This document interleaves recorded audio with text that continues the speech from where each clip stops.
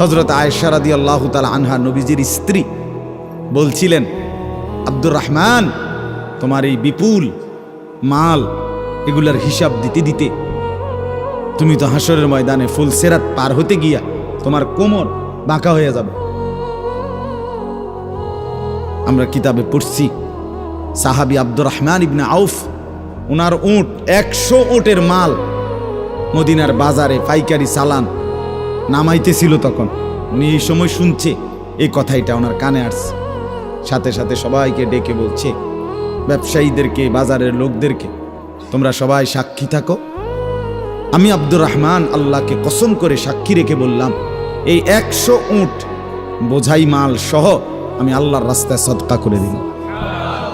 বিনিময়ে তবুও আমি কিয়ামতের দিন আখিরাতে ফুলসিরাত বাঁকা হয়ে পার হইতে চাই না, সোজা হইয়া পার হইতে চাই।